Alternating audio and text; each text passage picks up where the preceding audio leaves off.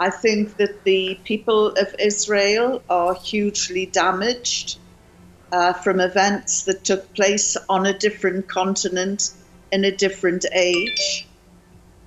And I think that the Palestinian people are being punished for the events that unfolded in the Second World War. I also think that Israel is carrying out on the Palestinian people what it projects that the Palestinian people are doing to Israel. Israel will not rest until every Palestinian is gone from what it perceives as Israeli lands stolen from the Palestinians. Israel wants to wipe Palestine off the map of the world. In fact, it already has with the assistance of organizations like Google and Google Maps that do not want to put the word Palestine. The suffering of the Palestinian people that started in 1948 and continued up to this moment has no end on horizon, as Israel is determined to continue its occupation for the people of Palestine who have nothing to defend themselves but with naked chest. While we are having this interview with British journalist Yvonne Ridley, who is known for her support for the Palestinian cause, for justice and for human rights around the world, Israeli settlers and the Israeli army are invading different Palestinian villages, including the village of Turmus Aya, which is a 10-minute drive by car from our studio, killing one Palestinian, injuring 12, including 2 in a very dangerous condition. International solidarity with the Palestinian people is a human duty, because as it was the only way to free South Africa from the apartheid regime, it's the only way for the Palestinians to free themselves from the Zionist apartheid regime today. It's a great honor to have you on our program, Dr. Ridley. Thank you so much. Dr. Ridley, as I said in the introduction, while we are having this interview now, just a 10-minute drive by car, we have a village called Turmus Aya. Israeli settlers, hundreds of Israeli settlers, supported by the Israeli army, are invading into that village, burning the houses, the cars, the properties of the Palestinians, killing a 27-year-old Palestinian youth there, and injuring dozens, including a 10-year-old child whose condition is very serious according to the medical report. While you're hearing such stories and at the same time following up the Palestinian situation, tell me about your feeling. When I hear stories like that and a constant reminder of the brutality of the occupation, I become very sad, but also quite angry that the international community stands by and does absolutely nothing to help the Palestinian people who have the law on their side. And I find it very frustrating that while a lot of our politicians in the West are very self-congratulatory and calling the West a beacon of human rights, we know that this is untrue because they are turning a blind eye to the atrocities being meted out on the Palestinian people, including women and children. Yes, and Dr. Ridley, you mentioned that the law is on the side of the Palestinian people, the international law. Why the United Nations and the international organizations and governments refrain from applying the international law to the Palestinian cause? Because while Tel Aviv holds the Palestinians under occupation, Tel Aviv also holds Washington under a political occupation. And there is a lot of fear out there Discussion about Palestine is shut down on university campuses because people are afraid of being called anti-Semitic. And I'm just reading a book at the moment about the weaponization of anti-Semitism by Asa Winstanley. And that also explains why there is a lot of fear, why all discussion has been shut down, and people are self-censoring. Yes, and you mentioned how the people who support the Palestinian cause are accused by the Zionist lobbies, whether in the United States or in Europe, are accused of being anti-Semites. But don't you feel that the situation is much better today at university campus, the public opinion, whether in the European countries or in the United States? We see many activists demonstrating, protesting Israeli hegemony and Israeli aggressions on the Palestinians these days. Do you agree with me? There is a lot of resistance in university campuses, and people are starting to stand up and be counted. It's very difficult, especially for politicians who are more fearful of losing their careers than standing up for what is right. But we must take a lead from the Palestinian people. And, you know, my anger is also vented towards the Arab world, because if it wasn't for the heroic resistance of the Palestinian people, we would have lost Masjid al-Aqsa in the Muslim world many years ago. But the Palestinians are standing up with all that they have, which isn't a great deal, to defend Islam and defend Islam's holy sites. Unfortunately, the Arab world is also looking the other way. You know, I've often said that if the Palestinians had Algeria for neighbors, they wouldn't be under occupation anymore. Yes, and I know your support for the Palestinian cause for human rights and justice around the world, your publications and your writings. Do the mainstream media in Britain and the West in general accept to publish every piece you write when it comes to Palestine, Israel? What is your assessment of the mainstream media in the West when it comes to covering the Palestinian cause and the Palestinian suffering under the Zionist regime? I remember being the first Western journalist into Jenin after the brutal siege in April 2002. And I had this exclusive story which I wrote for the Sunday Express newspaper. And I found out later at the last minute the story, my eyewitness account of what I had seen with my own eyes, was pulled, and instead a cosmetic piece went in, written by, I forget his name now, but he's dead anyway, and he was a lord. And he wrote a complete fabrication of what had unfolded in Jenin camp.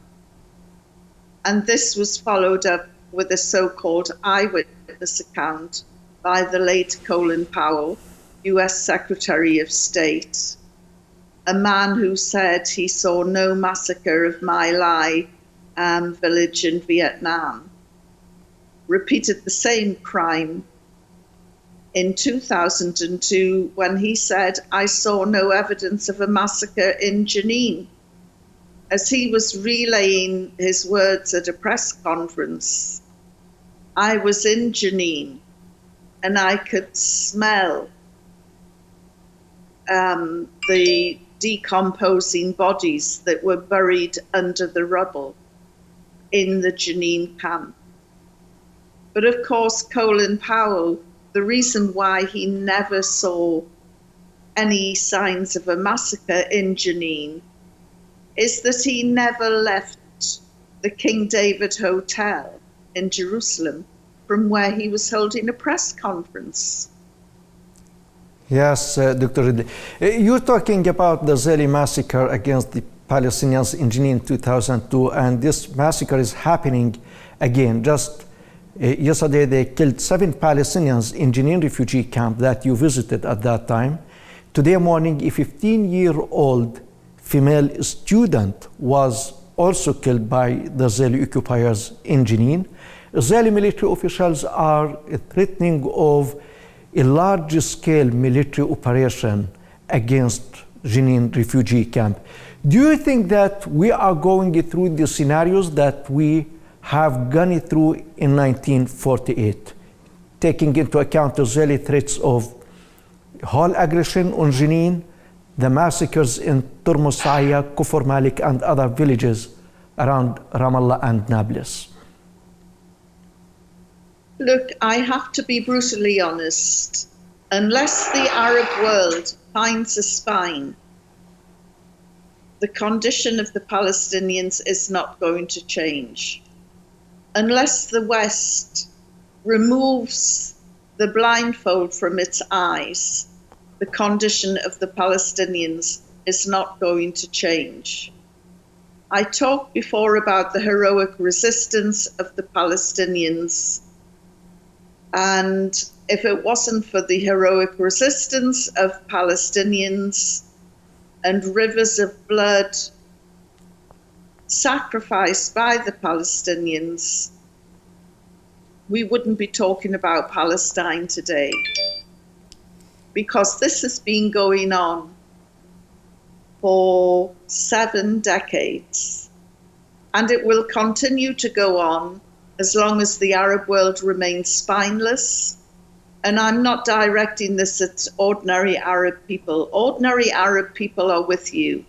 I'm talking about the rulers, the leadership from Jordan, Saudi, Qatar, Bahrain, Iraq, Syria. Yes.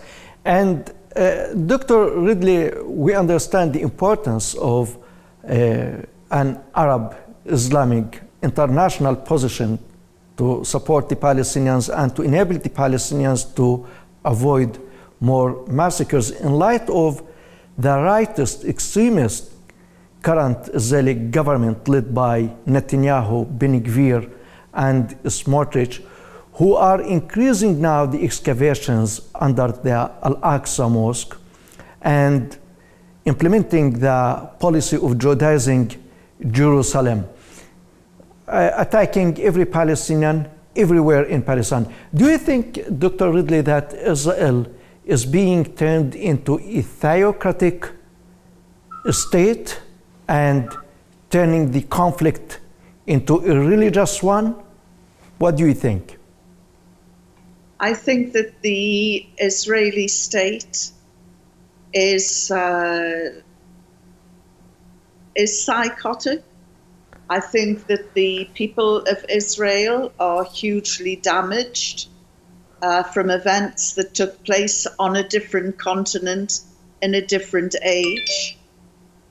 And I think that the Palestinian people are being punished for the events that unfolded in the Second World War.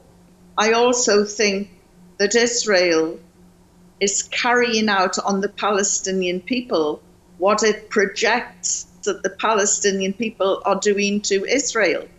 Israel will not rest until every Palestinian is gone from what it perceives as Israeli lands stolen from the Palestinians. Israel wants to wipe Palestine off the map of the world. In fact, it already has with the assistance of organizations like Google and Google Maps that do not want to put the word Palestine on Palestinian lands. Yeah. And these are all accusations that are leveled at the Palestinian people. I have read and heard the words of Israeli leaders who will say there is no such thing as a Palestinian, who will ethnically cleanse the Palestinian people from their culture, from their arts, from their crafts. All these are accusations that Israel says Palestinians are doing to them, when in fact it is the reverse.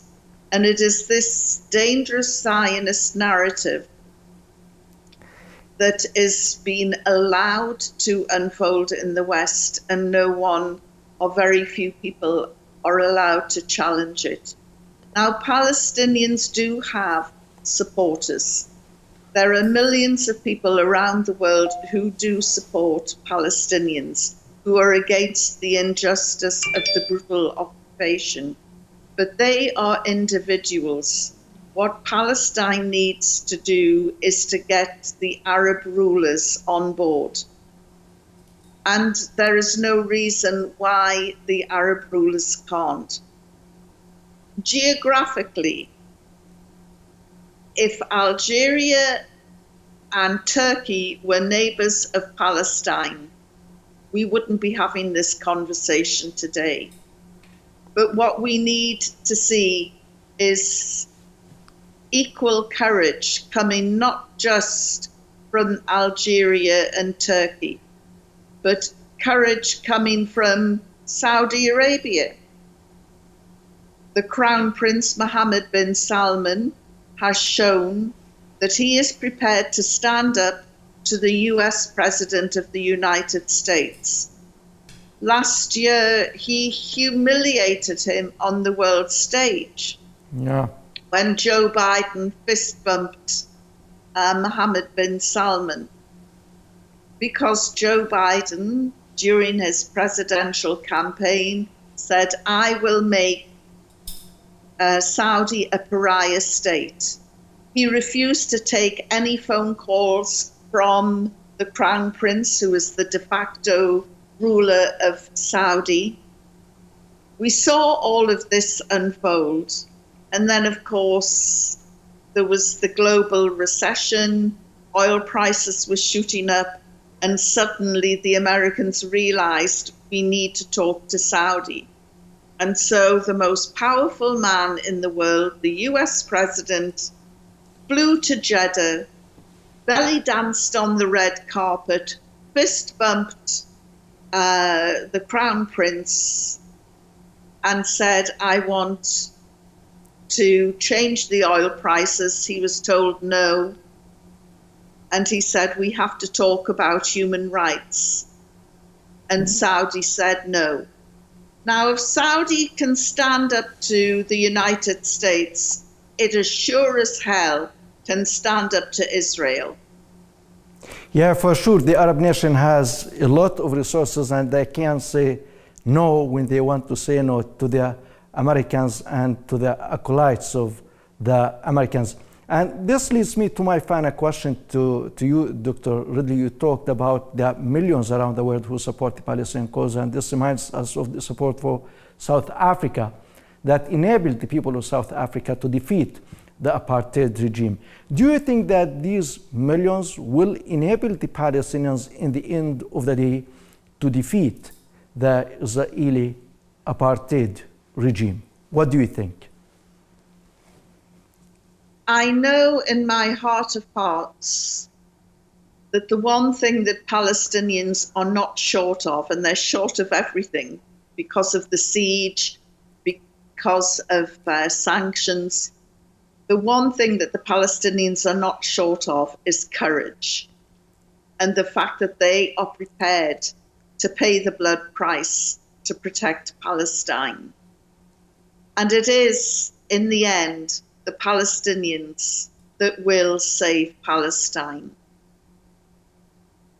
In enough numbers, people around the world can change opinions, can put pressure on politicians.